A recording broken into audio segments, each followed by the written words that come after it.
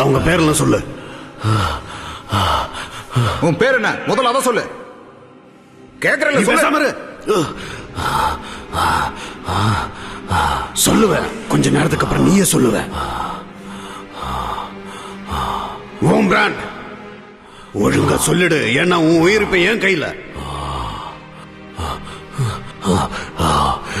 என்னோட வாழ்க்கை, என் வாழ்க்கை எனக்கு சொந்தம் இல்ல. சரியா சொன்ன, சரியா சொன்ன. ஏன்னா நான் கர்த்தருக்கு சொந்தமானவன். எவ்வளவு அடிச்சும் திமிரு போல சாடா அடி.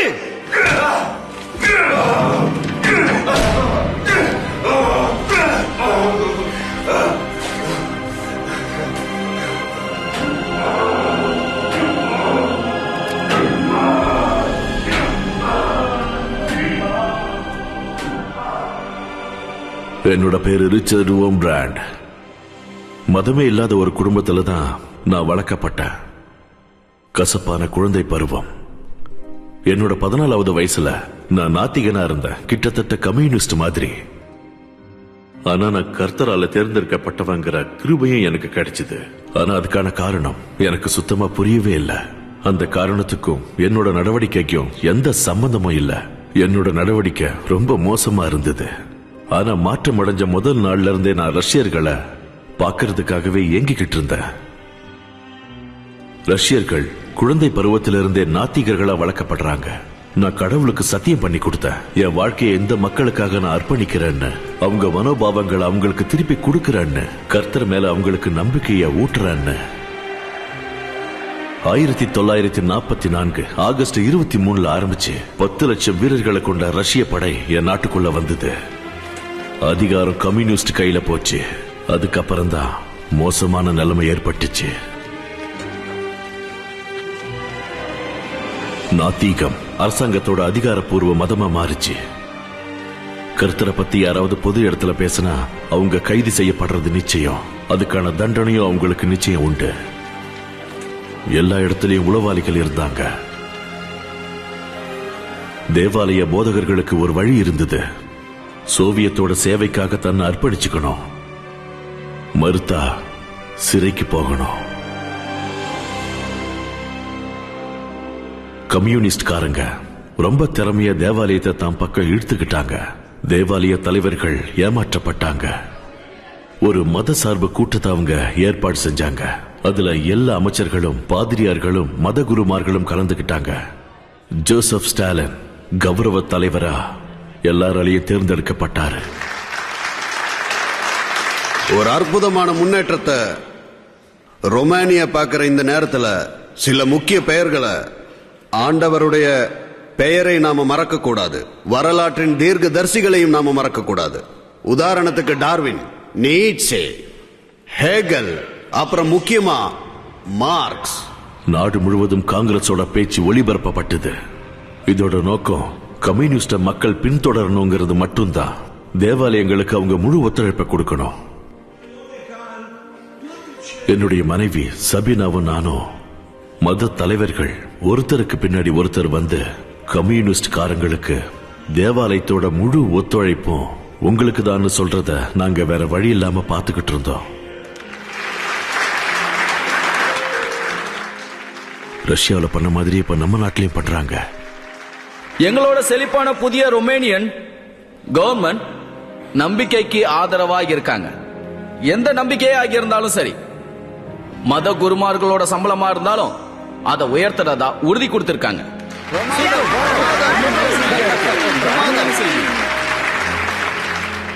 பதவிக்கு வர்ற வரைக்கும் லெனின் தேவாலயத்துக்கு ஆதரவா இருந்தார்.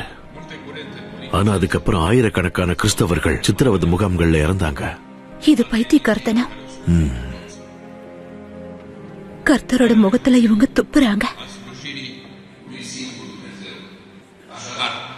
நீங்க இந்த மாதிரி அசிங்கத்தை துடைக்க மாட்டீங்களா? Partidului Comunist sunt binevenite. Este exact ceea ce Dumnezeul nostru consideră că trebuie făcut în aceste zile ale noastre.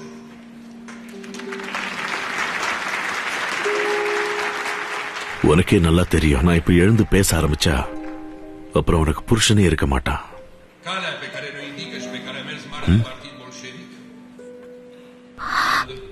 எனக்கு ஒரு கோழத்தனமான புருஷன் தேவையில்லை. Iosif Vissarionovici Stalin este calea pe care și noi cu toții trebuie să o străbatem. Este calea colectivizării, calea electricitării, calea industrializării. குறுக்கிடுறதுக்கு மன்னிக்கணும். நான் ஒரு நிமிஷம் பேசலாமா? மத்தவங்கள மாதிரி நீங்களும் முதல்ல மனுவை கொடுங்க, அதுக்கப்புறம் உங்க முறை வரும்போது பேசலாம். இல்ல, நான் இப்பவே கீழே வந்து பேசலாம்னு நினைக்கிறேன். இவர் யாருன்னு உங்களுக்கு தெரியுமா? தெரியும். அவர் பேரு ரிச்சர்ட் ஓம்ரான். இங்க அவருக்கு நல்ல மரியாதை இருக்கு. உம்ராண்ட்? இவரால் நமக்கு பிரச்சனை எதுவும் வராதுல்ல? வராது. இவர் மாதிரி ஒரு ஆள் வந்து பேசுறது நமக்கு லாபம் தான். அவரோட பேச்சு நமக்கு உதவியாகவும் இருக்கலாம். அடுத்தபடியாக உங்கள் முன்னால் பேச வருவது ஃபாதரியார் ரிச்சர்ட் ஊம்ப்ராண்ட் லூத்தரான், ஸ்வீடிஷ் சர்ச் மிஷன் மற்றும் வேர்ல்ட் சர்ச் கவுன்சில் பிரதிநிதியாக உங்கள் முன்னால் பேசுவார்.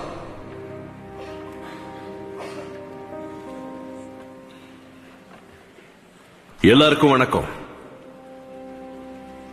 நாம எல்லாரும் ஆண்டவரோட பரிசுத்த ஆசாரியத்துவத்துக்காக கூடியிருக்கோம். கர்த்தரோட பெயரை போற்றுவதற்காக வந்திருக்கோம். ஆனா இவங்க கம்யூனிசம், ஈவு இறக்கம் இல்லாம நம்ம சகோதரர்களை கொண்டு குவிச்சவங்க. இது எப்படி தேவனை போற்றுவதாகும்? நம்ம கடமை என்ன? நம்ம சக்திகள் எல்லாத்தையும் தூக்கி கொடுக்கிறது ஒண்ணும் கிடையாது. நம்மளோட உண்மையான கடமை நம்ம எல்லாரையும் படைச்ச அந்த தேவனை போற்றி வணங்குறது மட்டும்தான். நமக்கு ரட்சகரா இருந்து நமக்காக சிலுவையில உயிர் நீத்த கர்த்தரை வணங்குறது மட்டும்தான். போதும், நிறுத்துங்க உம்ரான். இதுக்கு மேல பேச உங்களுக்கு அனுமதி இல்ல. கர்த்தரை சித்திரவதைப்படுத்துறவங்க எப்படி அவரை பத்தி பேசலாம்? உம்ரான், இவங்களை கர்த்தர் தான் காப்பாத்தணும். கர்த்தர் மத்தவங்களை காப்பாத்தினாரு, ஆனா அவரையே காப்பாத்திக்கலையே. இவங்க சொல்றது நீங்க நிறுத்துங்க. கேட்காம இருக்கிறது நீங்க செய்ய வேண்டியது. இதை நீங்க கேட்டுக்கிட்டு இருக்காதீங்க. மைக்க கட் பண்ணுங்க. நல்லதில்ல. போதும், நிறுத்துங்க. கர்த்தர் அன்போட மக்களை பார்த்தாரு. நமக்காக உயிர்த்தெழுந்தாரு. எத்தனையோ துன்பங்களை தாங்கிக்கிட்டாரு. இன்னைக்கு அவரால மட்டும்தான் நாம இங்க கூடி இருக்கோம். அது நீங்க என்னைக்கும் மறந்துடாதீங்க. கர்த்தரை வணங்குங்க, அவரை போற்றுங்க. அதுதான் நீங்க அவருக்கு செய்யக்கூடிய மிகப்பெரிய கடமை. மைக்க கட் பண்ணுங்க. மைக்க கட் பண்ணுங்க. எல்லாரும் அமைதியா இருங்க.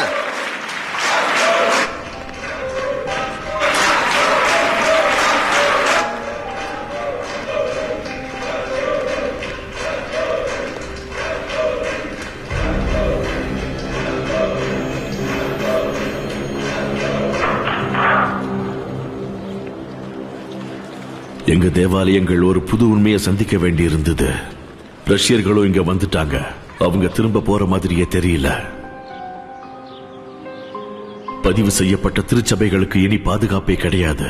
நாங்க அப்பவும் கர்த்தரோட அன்பை பகிர்ந்துக்கணும்னு ஆசைப்பட்டோம். எங்க ரோமானிய மக்கள் கூடவும் ஆக்கிரமிச்சிட்டு இருக்கிற ரஷ்ய வீரர்களோடையும் தான். என்னோட மகன் மிகாய், அவனோட நண்பர்களும் இதுல இறங்குனாங்க. ஏதோ ஒரு முயற்சி பண்ணி அவங்க சில ரஷ்ய வார்த்தைகளை கத்துக்கிட்டாங்க. வாங்க நம்ம போல.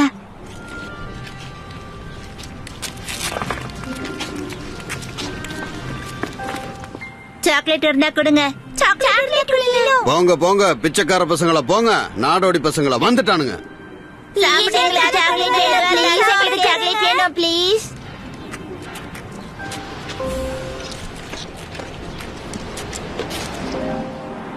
Thank you. Thank you. Thank you.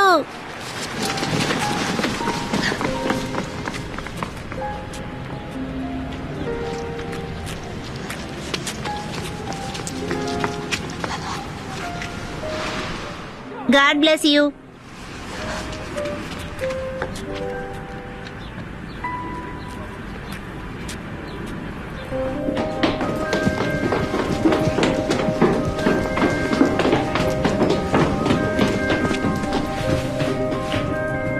Puterea lui Dumnezeu, despre înțelepciunea lui Dumnezeu.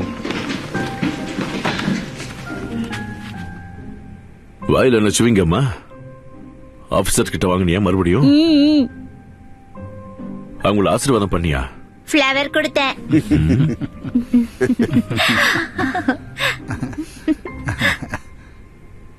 நம்மளோட கர்த்தர் நம்ம குழந்தைகள் மூலமா அங்க இருக்கிற ஆபீசர்களுக்கும் ஆசி வழங்கட்டும். ஆமென். ஆமென். காலம் போக போக கம்யூனிஸ்ட்காரங்க அவங்க பிடிய இன்னும் இருக்க ஆரம்பிச்சாங்க. பைபிள் தடை செய்யப்பட்டது. திருச்சபைகள் கண்காணிக்கப்பட்டன. நாலா பக்கமும் கண்காணிப்பு அதிகமாச்சு. கம்யூனிஸ்ட் காரங்களுக்கு நல்லாவே தெரியும் மிச்சம் இருக்கிற ஒரே நம்பிக்கை கர்த்தர் மட்டும்தான்.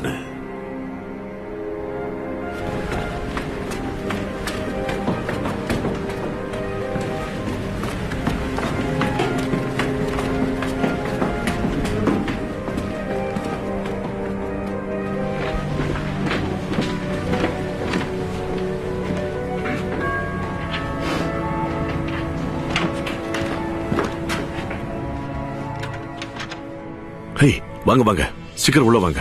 வாங்க வாங்க, ஒன்னும் பிரச்சனை இல்லையே. ஒன்னும் பிரச்சனை இல்ல. இது சரியா இருக்கான்னு பாருங்க. கர்த்தரோட உண்மையான மக்களா அவரோட வெளிச்சத்தை கம்யூனிஸ்டர்கள் கூட பெறணும்னு நாங்க முயற்சி பண்ணிக்கிட்டு இருந்தோம். இந்த பேஜ்ல என்ன இருக்கு? ஓ ஓ, இந்த பேஜா? நல்லா இருக்கு. உண்மையிலேயே நல்ல விஷயம்தான். பெரிய புத்திசாலி தான் நீங்க. உண்மையிலேயே பெரிய புத்திசாலி. இங்க பாரு, மார்க்ஸோட அட்டப்படத்தை போட்டு உள்ள கர்த்தரை பத்தின செய்திகள். நியாயமா நீங்க ஒரு அரசியல்வாதியா இருந்திருக்கணும். ஆமா, உண்மையா தான் சொன்னேன். இதை இங்க கொண்டு வர ரொம்ப கஷ்டப்பட்டிருப்பீங்கல்ல? அப்படியெல்லாம் இல்ல. நம்மளோட சகிப்புத்தன்மையை மட்டும் வச்சு கடவுள் நம்மளை எடை போட மாட்டாரு. அவருக்கு தேவை உண்மையான அன்பு மட்டும்தான். ரஷ்யர்கள் மேல எங்களுக்கு அன்பு அதிகமா தான் இருந்தது. அவங்கள திருச்சபைக்குள்ள கொண்டு வர எல்லா முயற்சிகளையும் நாங்க பண்ணோம். Thank you very much.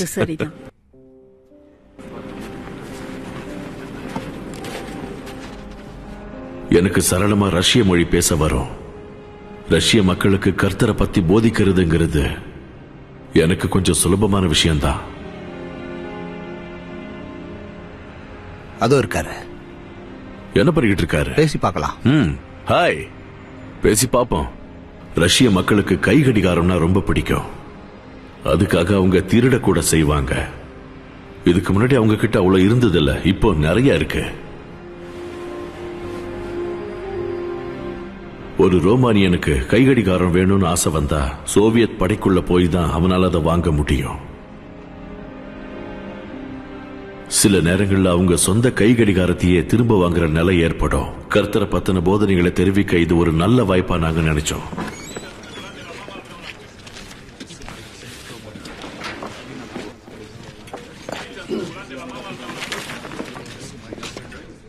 அதோ அங்க இருக்க. அதான் என்னோட வாட்ச் கொடுங்க, சீக்கிரம் கொடுங்க. எங்க உன் வாட்ச் ஏன் வாட்சுங்கிற கதையெல்லாம் இல்ல. இங்க வாட்ச விக்கிறோம், அவ்வளவுதான். வேணா உனக்காக விசேஷமான சலுகை கொடுக்கறேன், வாங்கிட்டு போ. 50 கொடு. என்னது 50 திருடு போன என்னோட வாட்ச வாங்க திரும்ப 50 கொடுக்கணுமா? அநியாயம். சரி, இந்தா எடுத்துட்டு கொடு. இது இல்ல, நான் ஆசையா சம்பாதிச்சு வாங்கின வாட்ச். என்கிட்டயே காசு வாங்குறாங்க.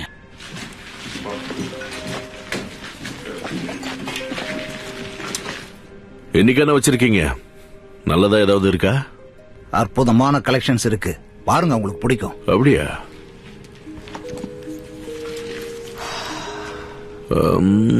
இல்ல, எனக்கு இது வேண்டாம். வேற என்ன இருக்கு? புதுசா ஏதாவது இருக்கா? இது நான் எதிர்பார்க்கிற மாதிரி இல்லையே. இல்ல வேற ஏதாவது இருக்கா?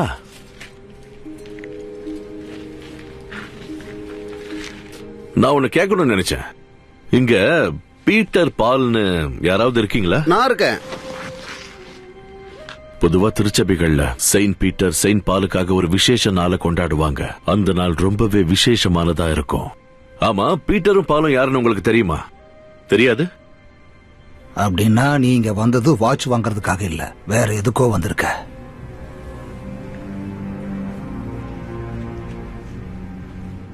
சரி, பரவாயில்ல, விடு. நாங்க அங்க போனது பைபிளை பத்தியும் கர்த்தரை பத்தியும் பேசுறதுக்கு தான். வீரர்கள் உணர்ந்த உடனே கதவுகளை சாத்திட்டு எங்க பக்கத்துல வந்து உட்காந்துருவாங்க. ஆனா அது உண்மையிலே ஆபத்தான விஷயம். ரெடி? அவங்க அதை முழுமையா தெரிஞ்சுக்கணுங்கிற ஆர்வத்துல இருந்தாங்க. பீட்டரும் பாலும் வேலை செஞ்சுக்கிட்டு இருந்தவங்க. அவங்க மீன் பிடிக்கிறவங்க. அவங்க 2 பேரும் ஜீசஸ்னு ஒருத்தரை சந்திச்சாங்க. பீட்டரும் பாலும் அவங்க மொத்த வாழ்க்கையையும் எல்லா மக்கள் கிட்டையும் தேவகுமாரன் வந்துட்டாரு, நம்ம பாவங்களை எல்லாம் அவர் போக்கிடுவாரு, நம்ம வாழ்க்கை நல்லா இருக்கும்னு எல்லார்கிட்டயும் அவங்க போதிச்சுக்கிட்டே இருந்தாங்க. பல பேர் கிறிஸ்துவிடம் வந்தாங்க. இந்த மாதிரி ஆயிரக்கணக்கான புத்தகங்களை அங்க இருக்கிற எல்லார்கிட்டயும் நாங்க கொடுத்தோம்.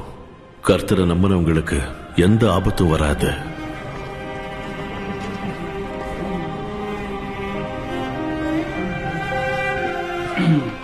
அடுத்த பேச்ச பாருங்க.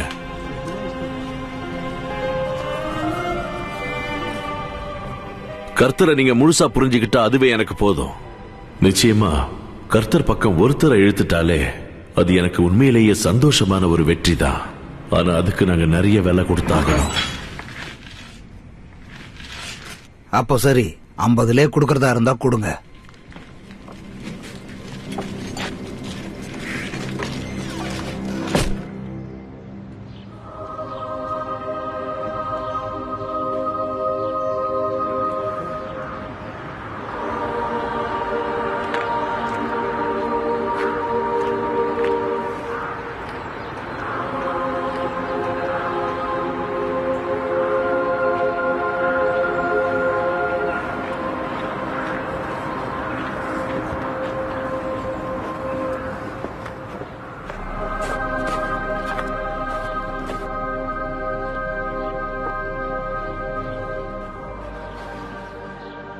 இன்னைக்கு எப்படி போச்சு?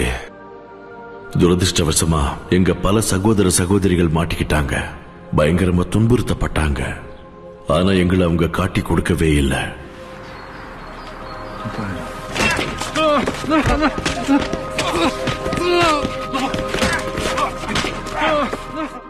நாங்க ஒரு வித்தியாசமான கிறிஸ்தவர்களை சந்திக்கிறோம். தலைமறைவா இருக்கக்கூடிய திருச்சபையோட தலைவர்களை.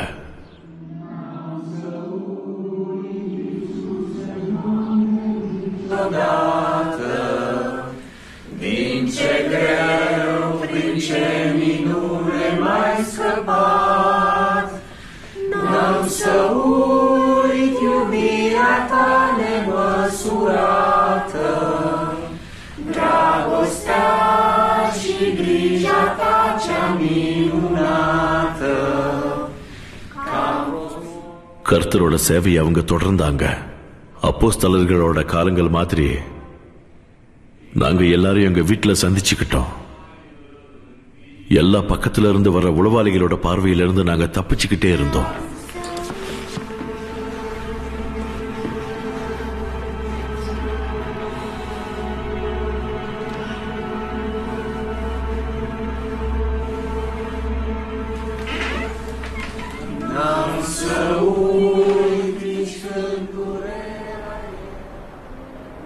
ரஷ்யர்கள் மனசை நாங்க மாத்த முயற்சி பண்ணது பலன் கொடுத்தது. பீட்டருங்கிற ஒரு இளம் வீரர் எங்களை தேடி வந்தாரு. வரும்போது அவர் ரஷ்ய படையோட வந்தாரு. கர்த்தரை ஏத்துக்க பீட்டருக்கு அது மட்டுமே பத்தல, ஞானஸ்தானம் வாங்கிக்க ஆசைப்பட்டாரு. தைரியமா இறங்குங்க. Piotr Radmanovich Kovalev, я крещу тебя во имя Отца и Сына и Святого Духа.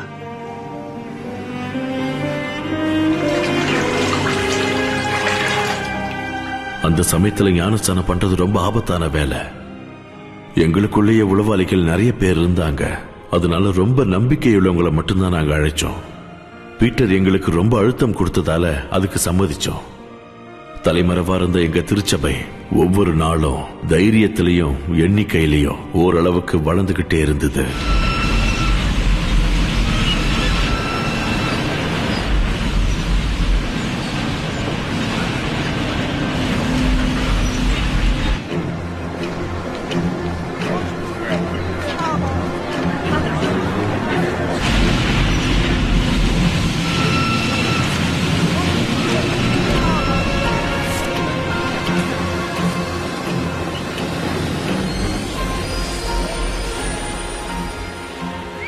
ஞானஸ்தானத்துக்கு அப்புறம் பீட்டர் தன்னோட உயிரிய பணயம் வச்சு மற்ற ரஷ்யர்களுக்கு பைபிள கொடுக்க ஆரம்பிச்சான். புது நம்பிக்கையாளர்கள் பல பேருக்கு அவன் உதாரணமா இருந்தா. நீ ரொம்பவே எச்சரிக்கையா இருக்கணும். ஒருவேளை நீ மாட்டிக்கிட்டா என்ன நடக்கணும் உனக்கு தெரியும்ல. ரோமானிய இறை நம்பிக்கையாளர்களை விட உன்னை ரொம்ப மோசமா நடத்துவாங்க. உன்னை சித்திரவதை பண்ணுவாங்க. என் வாழ்க்கை எனக்கு சொந்தமா இருந்தா எப்பவோ நான் இதை விட்டு விலகி இருப்பேன். ஆனா நம்ம எல்லாருமே கர்த்தருக்கு தான் சொந்தம் இல்லையா? அதுக்கு நீங்களே ஒரு உதாரணமா நிக்கிறீங்க.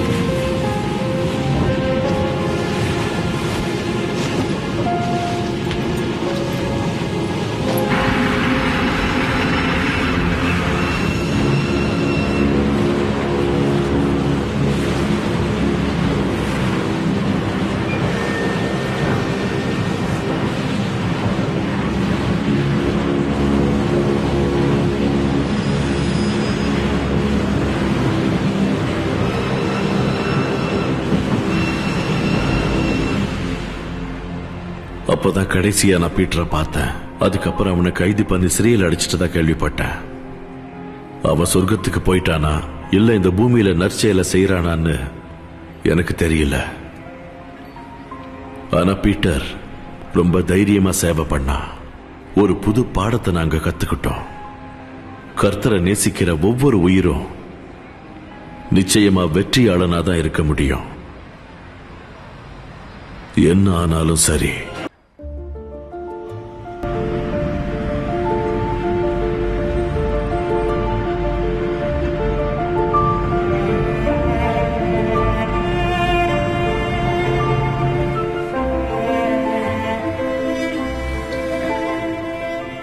நீ பார்க்க ரொம்ப அழகா இருக்க.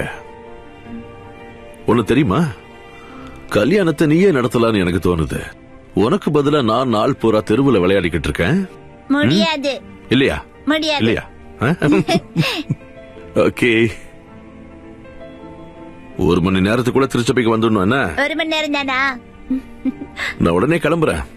உனக்கு முன்னாடி நாங்க இருக்கணும்ல. உங்களை எதிர்பார்த்து காத்திருக்க வச்சிடாதீங்க. எப்பவாவது நான் தாமதமா வந்திருக்கேனா? இல்ல, நாங்களா சீக்கிரமா போயிட்டோம், அவ்வளவுதான்.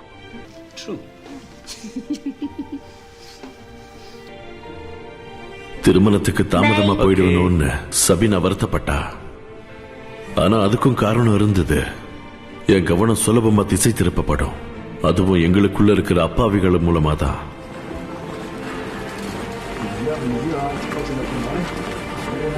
குழந்தை தூங்கலால? இல்ல. இப்படி கூட்டிட்டு போறது கஷ்டமா இருக்கா? நான் ஹெல்ப் பண்ணவா? ஹலோ.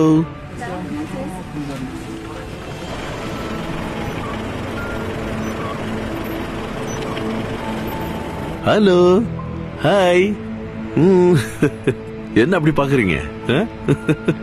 என்ன பார்த்தா உனக்கு பயமா இருக்கா? பயப்படுறாளா? பாய். அன்னைக்கு சபினாவோட கவலை உண்மையாயிடுச்சு. நான் அங்க போக தாமதமாயிடுச்சு.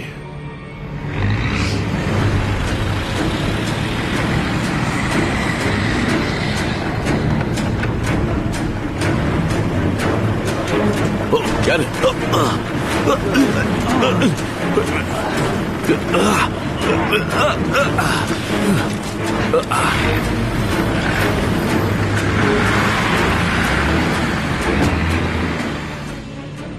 நான் எங்க போயிட்டு இருக்கேன்னு எனக்கு நல்லா தெரியும். இந்த மாதிரியான கடத்தல் சம்பவங்கள் இங்க சாதாரணம். ஏய், யார் நீங்களா? பேசாம வா. என் ஒரு கேள்விக்கு மட்டும் பதில் சொல்லுங்க. உன் கேள்விக்கெல்லாம் பதில் சொல்ல முடியாது. கேட்டா கேட்கட்ட என்ன ஆயிட போகுது? இன்னைக்கு என்ன நாள்? என்ன? இன்னைக்கு தேதியை கேட்டேன். இன்னைக்கு என்ன தேதின்னு எனக்கு தெரியணும். இன்னும் நம்ம இவனை அடிக்கவே ஆரம்பிக்கல, அதுக்குள்ள குழம்பிட்டான். நான் பைபிள்ல 366 பதிப்புகளை பார்த்திருக்கேன். அது நம்மளை எப்பவும் பயப்படக்கூடாதுன்னு சொல்லும். வருஷத்தோட ஒவ்வொரு நாளைக்கும் ஒவ்வொன்னு, லீப் இயருக்கும் சேர்த்து ஒண்ணு. நாங்க யாருன்னு தெரியுமா? தெரியாது. எங்க போறோம்னு தெரியுமா? தெரியாது. இந்த நிலைமையில நீ தேதி என்னன்னு கேக்குறல? இன்னைக்கு பிப்ரவரி 29ஆம் தேதி. அது ஒரு லீப் இயர் தான். 1948 பிப்ரவரி 29. அந்த நாளுக்கான வசனம் எனக்கு ஞாபகம் இருக்கு.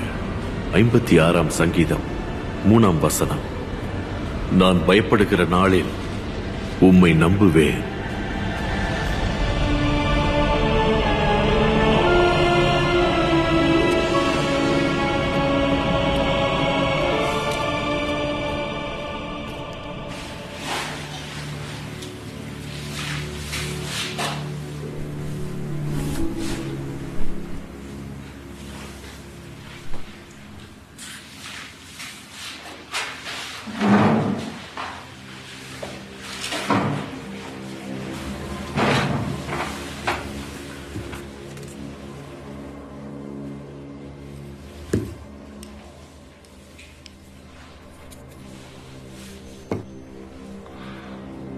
அந்த காங்கிரஸ் கூட்டத்தில் நீ ரொம்ப அழகா பேசுன.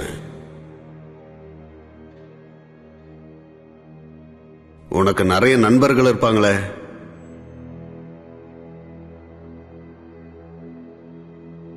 அவங்க எல்லாம் உனக்கு உதவுவாங்களா மாட்டாங்களா?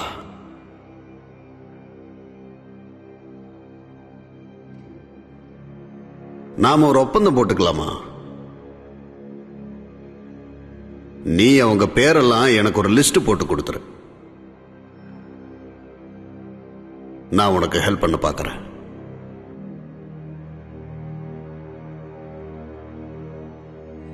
எனக்கு மக்களை சித்திரவதை பண்றது பிடிக்காது. என்னால உன்னை சுட முடியும். அதான் நீங்களே சொல்லிட்டீங்களே, உங்களால என்ன சுட முடியும்னு. அது எனக்கு நல்லா தெரியும். அப்படியா? ஒருவேளை நீங்க அப்படி பண்ணீங்கன்னா என்ன நேசிக்கிறவர் கிட்ட தான் நான் போய் சேருவேன். அங்க என் தேவன் இருக்காரு, எனக்கு நித்திய ஜீவனை கொடுப்பாரு. நாங்கெல்லாம் நாசிஸ் மாதிரி கொள்ளக்காரனுங்க கிடையாது. நீ வாழணும்னு தான் நாங்க நினைக்கிறோம், அவஸ்தைப்படணும்.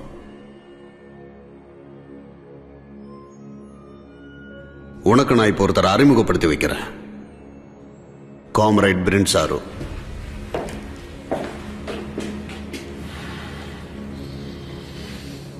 இதுக்கு முன்னாடி சித்திரவதையை அனுபவிச்சிருக்கியா? உனக்கு ரொம்ப பிடிக்கும் பாரு.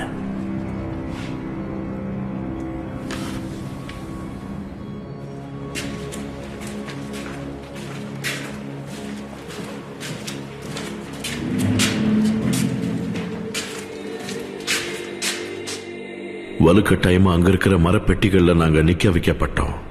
அது எங்க அளவோட கொஞ்சம் தான் பெருசா இருந்தது. அந்த பெட்டியோட எல்லா பக்கமும் கூர்மையான ஆணிகள் பதிக்கப்பட்டிருந்தது. மணிக்கணக்கு அங்கேயே நிக்க வேண்டியிருக்கும். சில நேரங்கள்ல நாள் கணக்குல.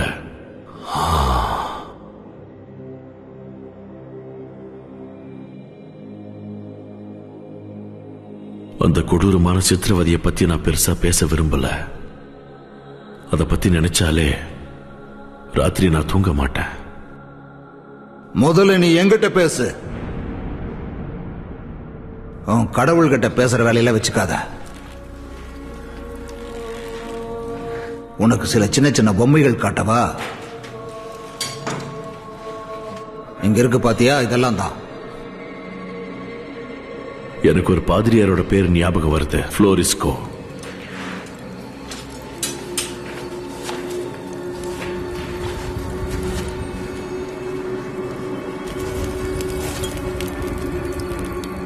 திருச்சபையோட உறுப்பினர்களோட பெயர்கள் வேணும்னு கம்யூனிஸ்டுக்காரன் கேட்டாங்க.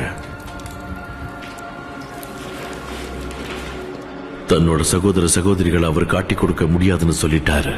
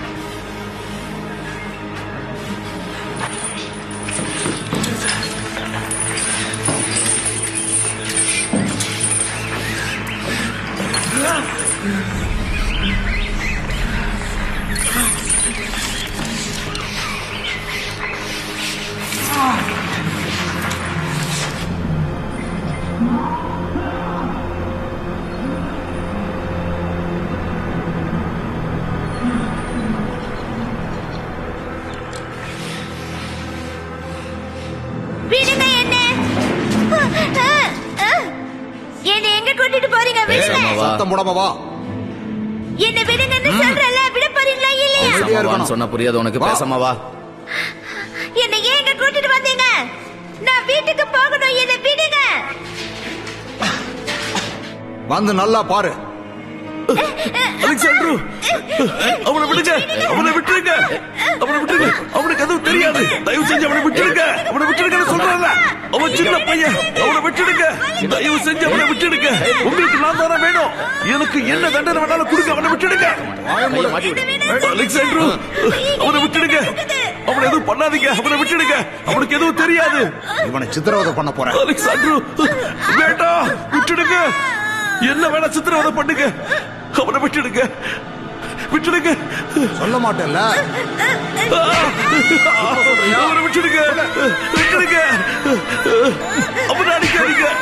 சொன்ன கேளு. அவனை விட்டுடுங்க. உங்களை கெஞ்சி கேட்டுக்கிற விட்டுடுங்க. முடியாது. விட்டுடுங்க. தயவு செஞ்சு அவனை அடிக்கிறத நிறுத்துங்க. நீங்க என்ன கேட்டாலும் நான் சொல்லிடுறேன். அவனை விட்டுடுங்க, விட்டுடுங்க. நீங்க கேட்கிற பேரெல்லாம் கொடுத்துடுறேன். விட்டுடுங்க. கர்த்தரை பத்தியே பேசுங்க. எனக்கு தெரியும் நீங்க காட்டி கொடுக்க மாட்டீங்க. உங்களால முடிஞ்ச வரைக்கும் நீங்க கர்த்தரை பத்தியே பேசுங்க. இயேசு பத்தியே பேசுங்க. உங்களால முடிஞ்ச வரைக்கும் நீங்க கர்த்தரை பத்தியே பேசுங்க. என்ன இன்னும் வேணுமா? அடிக்காத. அவனோட ரத்தம் அந்த சுவத்துல எல்லாம் செதறிச்சு. ஆனா சாக்கும் போதும் இயேசுவோட பெயரை சொல்லிக்கிட்டே உயிரை விட்டான். நம்ம அன்பு சகோதரர் புளோரஸ்கோ பெத்த மகனோட சாவை கண்ணுக்கு நேரா பார்த்ததுக்கு அப்புறம் அவர் இயல்பா இல்ல. யாரால தான் முடியும்?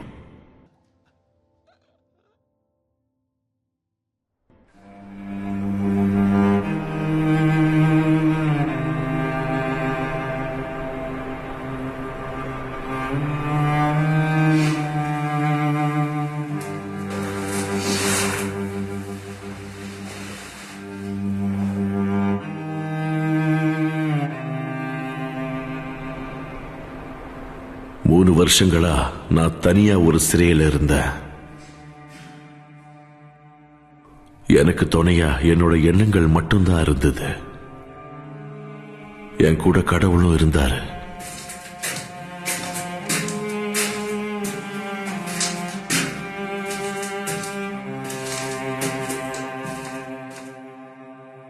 மார்டைர் சவனரோலா எழுதினது எனக்கு நல்லா ஞாபகம் இருக்கு.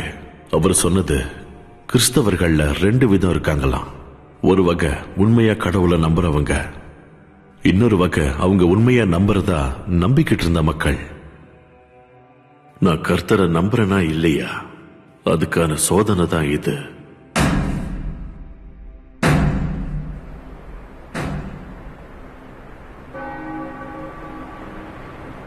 தினம் ராத்திரி 10 மணிக்கு ஒரு மணி அடிக்கும். அது நாங்க தூங்குறதுக்கான சிக்னல். என்னோட இரவு பணியை நான் ஆரம்பிச்சேன். பிரார்த்தனை பண்ண ஆரம்பிச்சேன். பிரார்த்தனை பண்றதுக்கு அங்க அனுமதி இல்ல. மறுபடியும் பிரார்த்தனை பண்றியா? ஆமென். எல்லாம் வல்ல கர்த்தரே.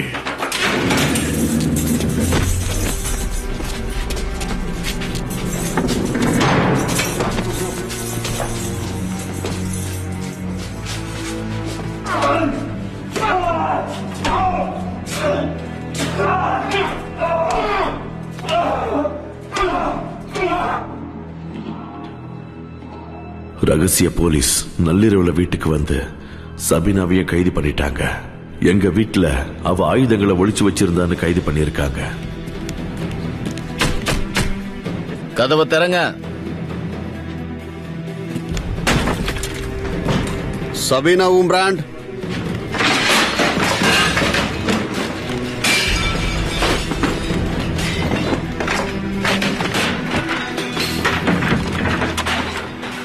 நீங்க ஆயுதங்களை ஒளிச்சு வச்சிருக்கீங்கன்னு எங்களுக்கு தெரியும்.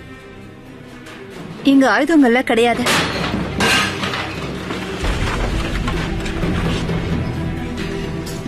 இந்த வீட்ல ஆயுதம்னு சொல்லிக்கிற மாதிரி இது ஒண்ணுதான் இருக்கு. நான் உங்களோட வரேன். ஆனா அதுக்கு முன்னாடி நான் பிரார்த்தனை பண்ணணும்னு சொன்னா கேளுங்க.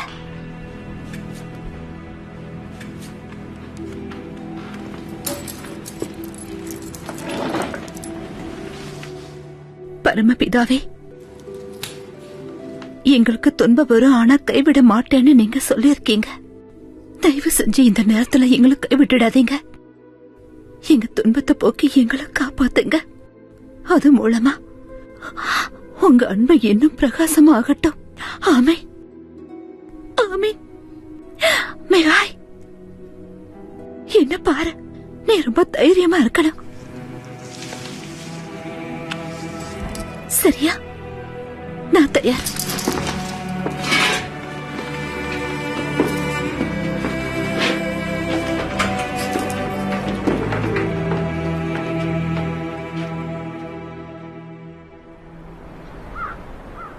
சபீனா, சபீனா,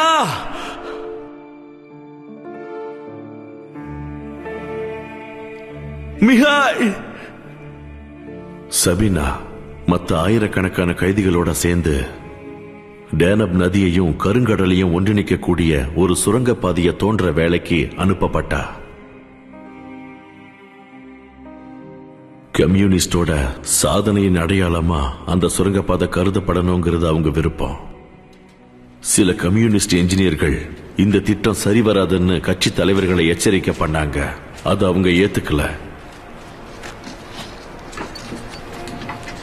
அப்படி சொன்ன என்ஜினியர்கள் சுடப்பட்டாங்க.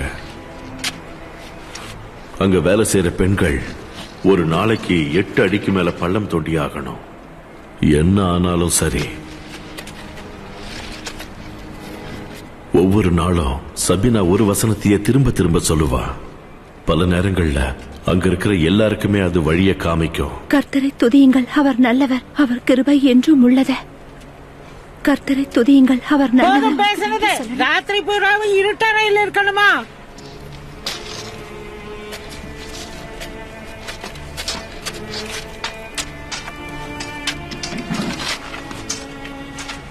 இன்னைக்கு சனிக்கிழமை. சீக்கிரம் வேலையாகட்டும்.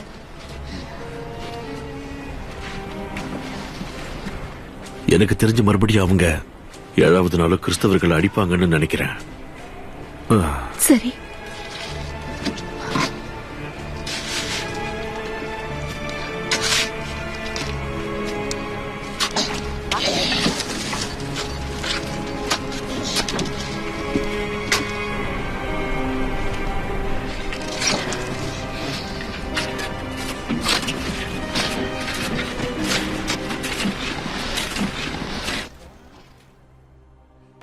நான் தப்பிக்க பிரார்த்தனை மட்டும்தான் எனக்கு ஒரே வழி. கடவுளோட நான் பேசுறத யாராலையும் தடுக்க முடியாது. என்னோட மனைவியும் என் மகனும் எப்பவும் என் பிரார்த்தனையில இருந்தாங்க. எப்பவும் அவங்க என் கூடவே இருந்தாங்க.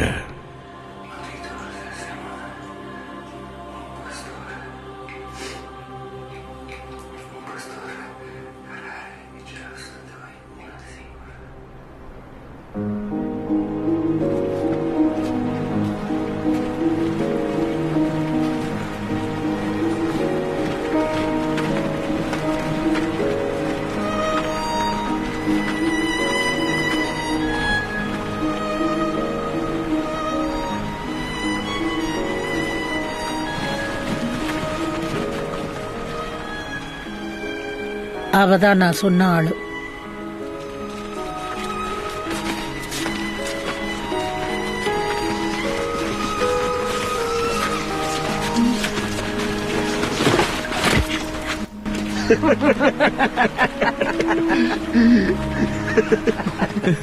என்ன உடம்பெல்லாம் அழுக்காயிருச்சா? அவளை கால்வாய்க்குள்ள தூக்கி போடு.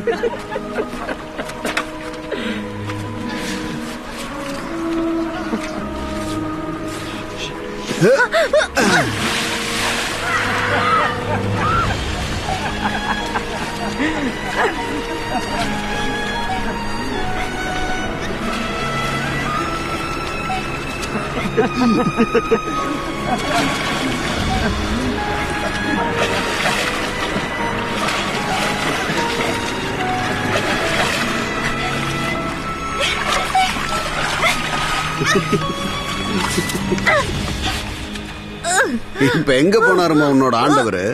உன்னை காப்பாத்த வரல?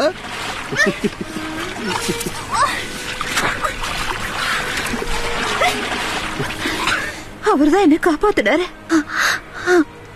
உங்க கைகள் மூலமா என்ன காப்பாத்திட்டாரு. திருந்தவே மாட்டீங்க. டன்யூப் நதியில சபினா தூக்கி எறியப்பட்டதால அவளோட 2 விலா எலும்பும் உடைஞ்சு போச்சு. பெண்கள் ரொம்பவே துன்பப்படுத்தப்பட்டாங்க. அந்த முகாம்ல நிறைய பேர் இறந்தும் போயிட்டாங்க.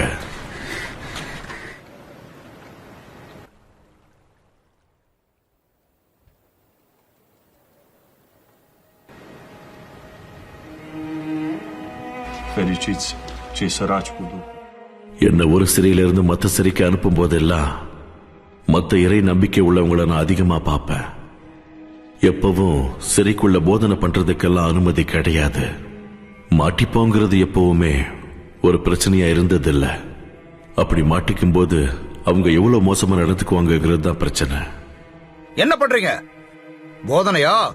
போடா. இதுதான் உங்களுக்கெல்லாம் கடைசி எச்சரிக்கை.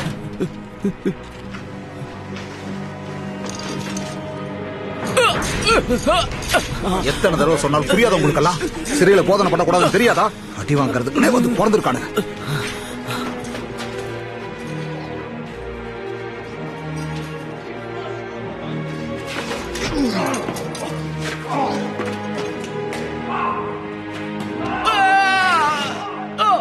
போதனை பண்ண ஒரே காரணத்துக்காக சிறையில் இருந்த பல சகோதரர்கள் வெளியில் இழுத்து செல்லப்பட்டு அடிக்கப்பட்டதை நான் கண்கூடா பார்த்திருக்கேன்.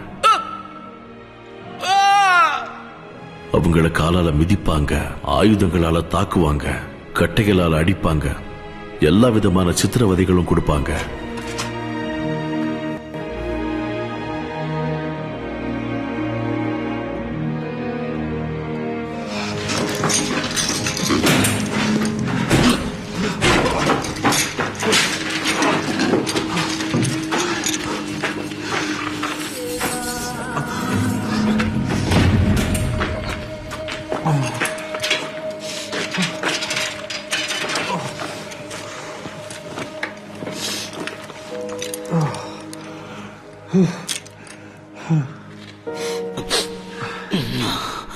நான் எந்த இடத்துல விட்டேன்? நியாயத்துக்காக போராடுறவங்களாம் ஆசீர்வதிக்கப்பட்டவங்க. அவங்களுக்காக எப்பவுமே பரலோகத்துல ஒரு இடம் காத்திருக்கு. நாங்க போதனை பண்றதை நிறுத்தவே இல்லை. கடவுளோட நாங்க ஒப்பந்தம் செஞ்சுக்கிட்டு இருந்தோம். நாங்க போதனை பண்ணுவோம், அவங்க அடிப்பாங்க, ஆனா உள்ளுக்குள்ள எல்லாருக்குமே சந்தோஷம். என்னோட கால்கள்ல அடிக்கடி அவங்க அடிச்சதுனால, மோசமா தாக்குனதுனால என்னால இயல்பா நடக்கவே முடியல.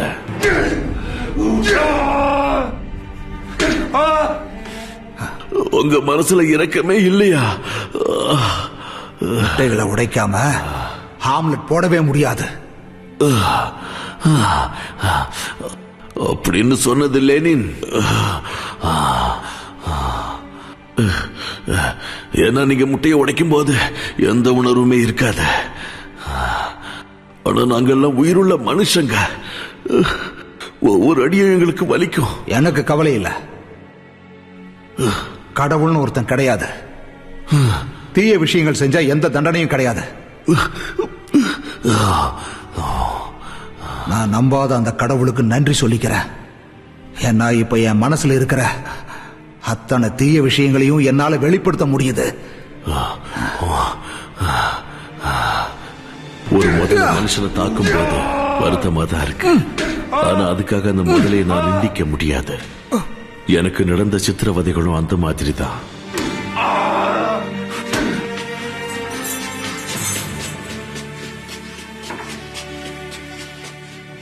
கம்யூனிசம் அவங்களுக்குள்ள இருந்த எல்லா மனுஷத்தன்மையையும் அடியோடு அழிச்சிடுச்சு. கற்பனை பண்ண முடியாத அளவுக்கு தீய விஷயங்களுக்குள்ள அவங்க மூழ்கி போயிட்டாங்க.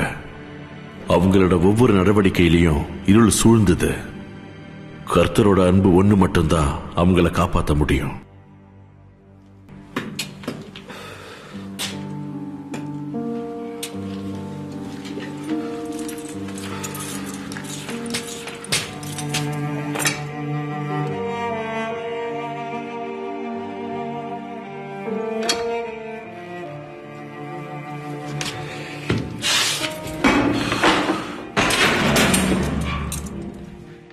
மறுபடியும் பிரார்த்தனையா?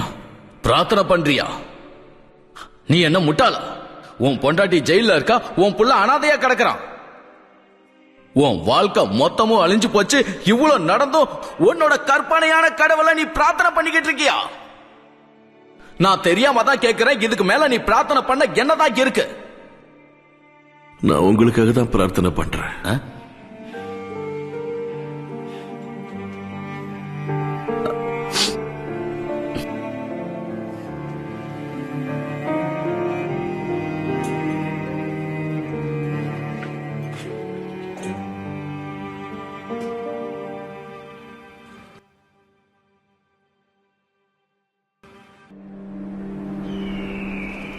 சிறையில் இருக்கும்போது நான் காச நோயால பாதிக்கப்பட்டு படுத்த படுக்கை ஆயிட்டேன். அந்த காலகட்டத்தில் காச நோய்ங்கிறது ஒரு மரண வியாதி. கர்பேத்தியன் மலைகள்ல இருக்கிற ஒரு சிறைக்கு என்ன மாத்தினாங்க. இங்க ஒரு கைதியோட நிலைமை ரொம்ப மோசமாச்சுன்னா அவன் 4ஆம் எண் அறைக்கு அனுப்பப்படுவான். அந்த 4ஆம் எண் அறையிலிருந்து யாருமே உயிரோட திரும்பினதில்லை.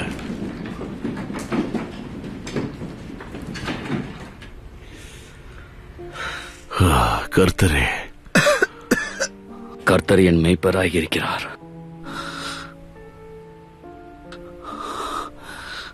அதுக்கு மேல வேற என்ன எனக்கு வேணும்?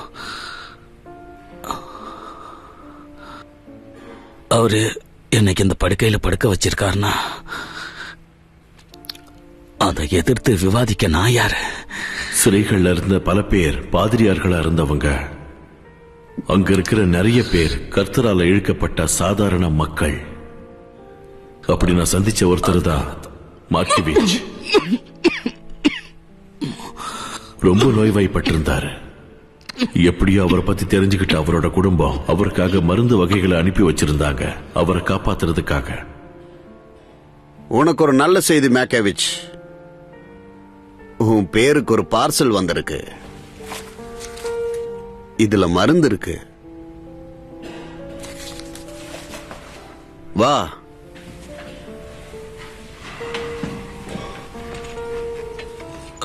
உதவி செய்யாத, நீ தனியா வா.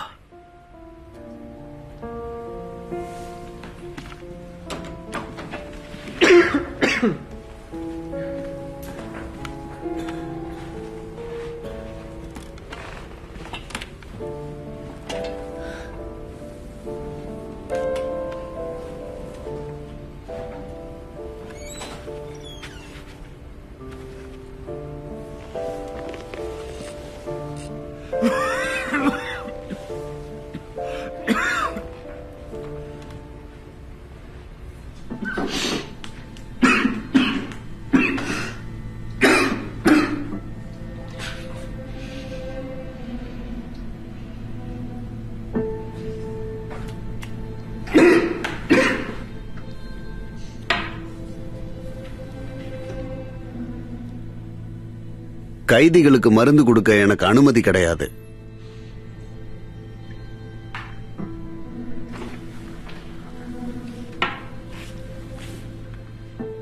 ஆனா நீ எனக்கு உதவினா இதை நான் உனக்கு கொடுக்கறேன். நீ உயிர் பிழைக்கலாம். அந்த அதிகாரிகள் எப்பவும் கேட்கறத தான் இப்பவும் கேட்டாங்க. பெயர்கள். நான் தேவனுக்கு விரோதமா நடக்க மாட்டேன். மாட்டியா? பிரமாதம். எனக்கு துணிச்சலான வீரர்களை ரொம்ப பிடிக்கும். மத்தவங்க பேச ஆரம்பிச்சிட்டாங்கன்னு மாட்கோவிச் அவர் சொன்னாரு. அவனோட பல சித்திரவதைகளுக்கு அவனோட ரிப்போர்ட்ஸும் ஒரு காரணம். உன் எதிராளி மேலேயும் அன்பு செலுத்துன்னு கர்த்தர் சொல்லியிருக்காரு. எனக்கு கெடுதல் செய்தவங்களுக்கு நான் கெடுதல் செய்ய மாட்டேன்.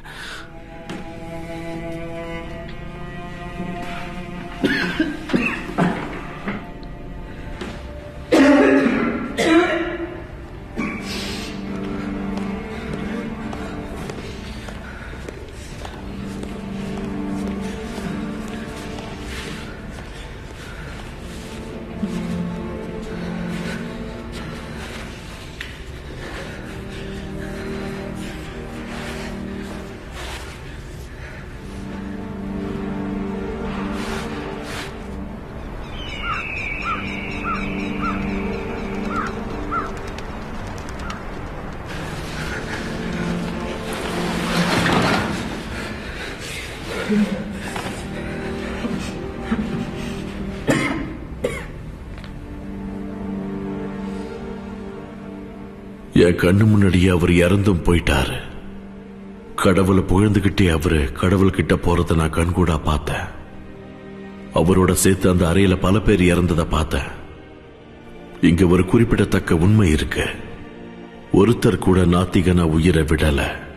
தங்களால முடிஞ்ச அர்ப்பணிப்பை இந்த உலகத்துல விட்டுட்டு தான் தன்னோட உயிரை விட்டிருக்காங்க. 4ஆம் எண் அறைக்குள்ள பல பேர் கர்த்தரை நம்புவாங்கன்னு நம்பிக்கிட்டு இருந்தாங்க. ஆனா மரணம் நெருங்க நெருங்க அவங்களோட நம்பிக்கையின்மை அழியறத நான் கண்ணால பார்த்தேன். தன்னை ஆன்மீகவாதின்னு சொல்லிட்டு இருக்கிற பல பேர் ஆன்மீகவாதி கிடையாது. அதே மாதிரி சிலர் தன்னை நாத்திகவாதின்னு சொல்றாங்க. ஆனா உண்மையில அப்படி கிடையாது.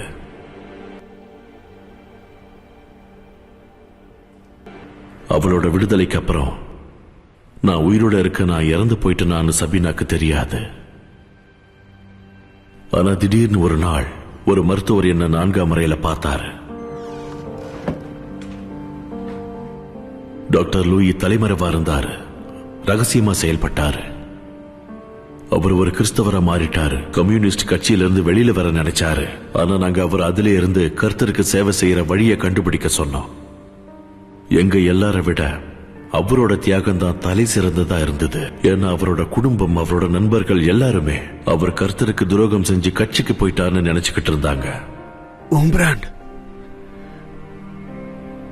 நீதானா? நீ இறந்துட்டதா சொன்னாங்களே. அநேகமா நாளைக்கு. அப்ப இன்னும் ஒரு நாளைக்காவது சபீனா கொஞ்சம் மன நிம்மதியோட இருப்பாள்ல?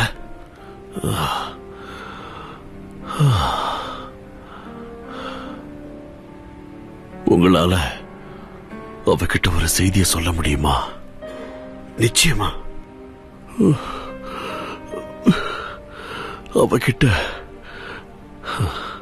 நான் உயிரோட இருக்கேன்னு சொல்லுங்க. அவளை நான் நேசிக்கிறேன்னு சொல்லுங்க.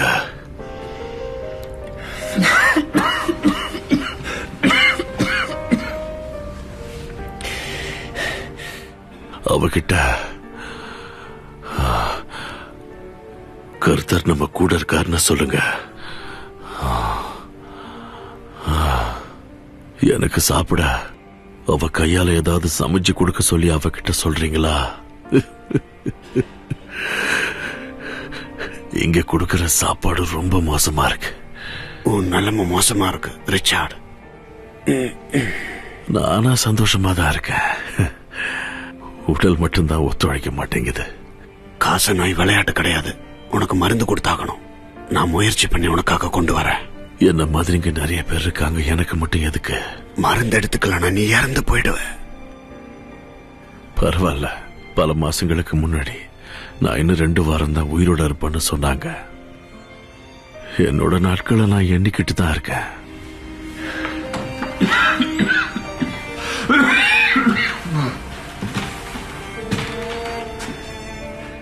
ஏதாவது பிரச்சனையா டாக்டர்? ஆமா, பிரச்சனை தான். இந்த பேஷண்ட் நிலைமை ரொம்ப மோசமா இருக்கு. மருந்து எடுத்துக்கலனா செத்துருவானா? எல்லாரும் தான் சாவாங்க. அதுக்கு தானே 4ஆம் நம்பர் ரூமுக்கு வந்திருக்காங்க. கம்யூனிஸ்டோட சித்தாந்தமோ சாத்தானோட சித்தாந்தமோ வேற வேறன்னு சொல்ல முடியாது. கம்யூனிஸ்ட் சிறைகள்ல வாடி வதங்கின நிறைய பேர் இதை சொன்னாங்க. எங்களை மாதிரி நூத்துக்கணக்கான ஆயிரக்கணக்கான உயிர்களை அவங்க பலி வாங்கினாங்க. இருந்தாலும் சில பேரை அவங்களால மாத்த முடியல. ஏன்னா அவங்க உயிரை பெருசா மதிக்கல. அவங்களோட உடல், பொருள், ஆவி எல்லாமே கர்த்தருக்காக அர்ப்பணிச்சாங்க. அதுக்காக கொடூரமான சித்திரவதைகளையும் அவங்க அனுபவிச்சாங்க. கடைசியில கம்யூனிஸ்டாலேயே அவங்க இறந்தும் போனாங்க. அவங்க மகிமையின் கிரீட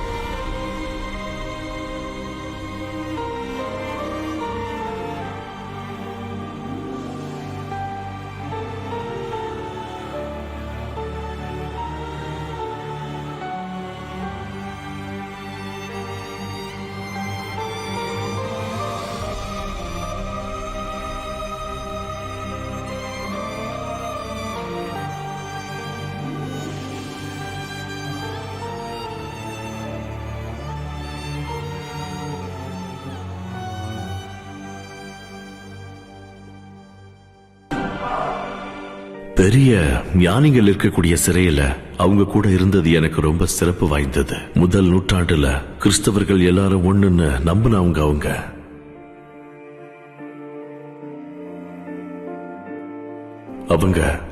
அவங்க கிட்ட இருந்து சின்ன சின்ன உணவுப் பொருட்களையும் பலவீனமா இருந்த கைதிகள் கிட்ட கொடுத்தாங்க. அவங்க கிட்ட இருந்ததை ஒற்றுமையா மத்தவங்க கிட்ட பகிர்ந்துகிட்டாங்க. எல்லா சித்திரவதைகளையும் அனுபவிச்சாலும் அவங்க நம்பிக்கையை இழக்கவே இல்லை. கர்த்தருக்காக அவங்க உயிரவும் விட தயாரா இருந்தாங்க.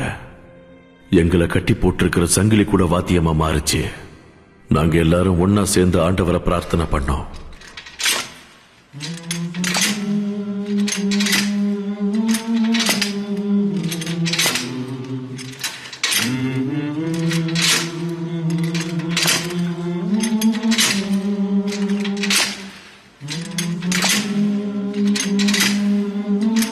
இயற்கைக்கு மாறானது இயற்கையா மாறிச்சு.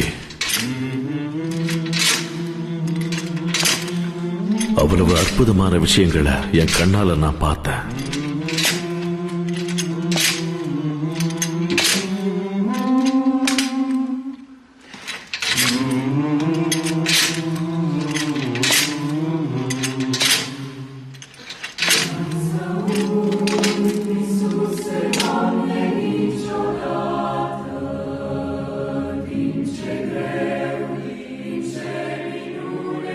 மொத்தத்துல நான் 14 வருஷங்கள் சிறையில இருந்தேன். அதுல பல நாட்கள் என்னால நட்சத்திரங்களை பார்க்க முடியல, பறவைகளை பார்க்க முடியல, ஒரு பட்டாம்பூச்சியை கூட பார்க்க முடியல. ஆனா இப்பவும் நான் ரஷ்யர்களை நேசிக்கிறேன். கம்யூனிஸ்டியன் தான், மனசார அவங்கள நேசிக்கிறேன். அவங்களால கிறிஸ்தவர்களை கொல்ல முடியும், ஆனா எங்க அன்பு அவர்களால கொல்ல முடியாது. கம்யூனிஸ்ட் கொள்கையை தான் நான் வெறுக்கிறேன், ஆனா மனிதர்களை நேசிக்கிறேன். ஒரு புது வடிவிலான கிறிஸ்தவ மதத்தை நாங்க அனுபவிச்சோம். இந்த மதத்துல கர்த்தரோட அன்பு இருந்தா எல்லாரும் நம்ம பக்கம் வந்துருவாங்க.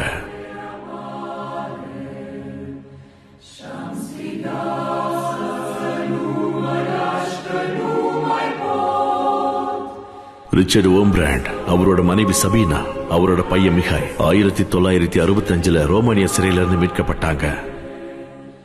அவங்க உலகளாவிய அமைச்சகம் ஒண்ணு அமைச்சு மத்தவங்களுக்காக குரல் கொடுத்தாங்க.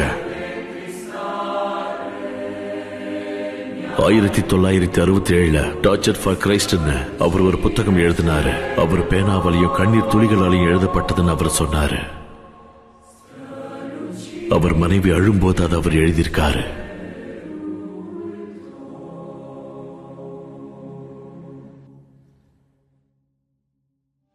Jesus Lord, oh help me always to remember how your miracle delivered me from pain.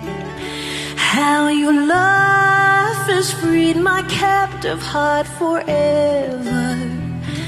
By your grace, you've always been my one defender. I was dead, and then you gave me life again. Yes, you gave me life again.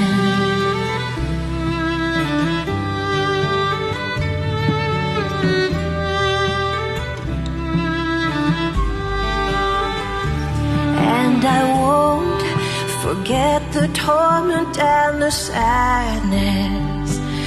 I was helpless, so I called upon your name.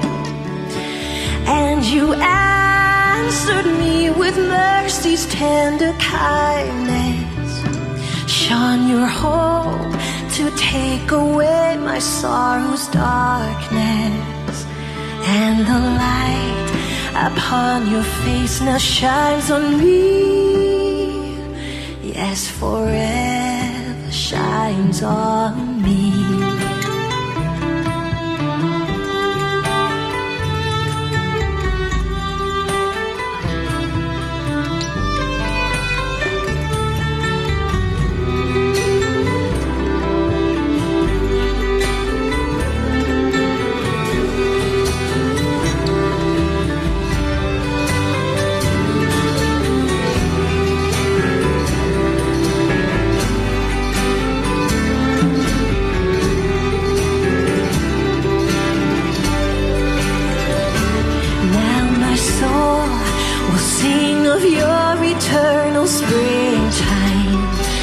No more clouds and no more sorrows in my heart.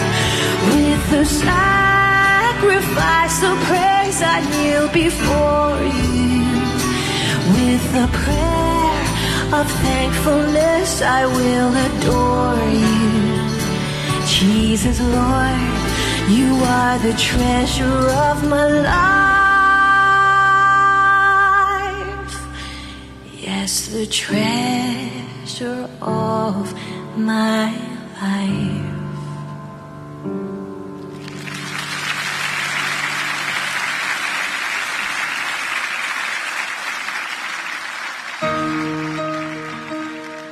கர்த்தருக்கு முன்னாடி நம்ம எல்லாரோட எண்ணங்களையும் ஒண்ணு சேர்ப்போம். எழுந்து நின்று எல்லாரும் ஒன்னா பிரார்த்தனை பண்ணலாம். இந்த படத்தின் மூலமா அவருடைய வழி நடத்துதலை எப்படி தேடணும் என்பதை இந்த பாடல் மூலமா பதிலளிக்கலாம். In Christ alone, my hope is found. He is my light, my strength, my song. This cornerstone, this solid ground, firm through the fiercest drought and storm. What heights of love, what depths of peace, when fears are still, when striving cease. My comforter, my all in all, here in the love of Christ I stand.